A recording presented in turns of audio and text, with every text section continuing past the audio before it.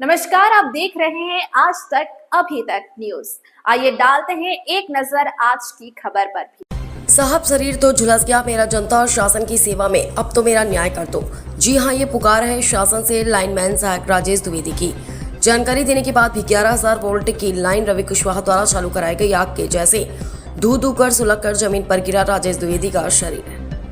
विद्युत विभाग की लापरवाही ने एक कर्मचारी की ले ली थी जान। मामला कुछ इस प्रकार है। ग्राम पंचायत पड़खुरी के निवासी राजेश द्विवेदी ने रामपुर बागिलान में लाइनमैन सहायक के पद पर अस्थायी कर्मचारी के रूप में पदस्थ थे, जिन्होंने 6 मई को बाधा गांव में डीओ बांधने के लिए रवि कुशवाहा के द्वारा अनुमति ली और पोल पर चढ़कर कार्य करने लगे। तभी अचानक से 1 मिनट के लिए लाइन चालू हुई और हेल्पर राजेश द्विवेदी जी उसी तार में चिपक कर जलने लगे और जैसे ही लाइन बंद हुई तो पोल से जमीन पर गिर पड़े।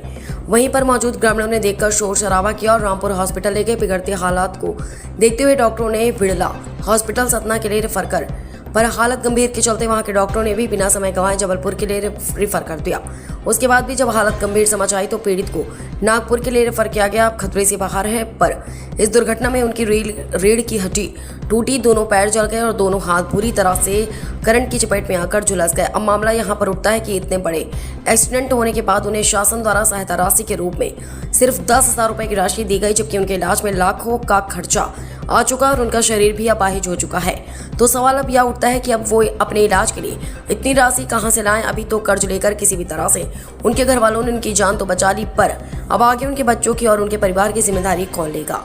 उन्होंने तो अपना जीवन शासन की सेवा में दांव पर लगा दिया। तो क्या प्रशासन को ऐसे अंधा होकर बैठ जाना चाहिए? आखिर कोई गरीब कब तक ऐसे ही 2 वक्त की रोटी के लिए अपनी जान की बाजी लगाता रहेगा? और जब जान पर बनाएगी तो शासन गांधी जी के 3 बंदरों वाला रूप अपना लेगी।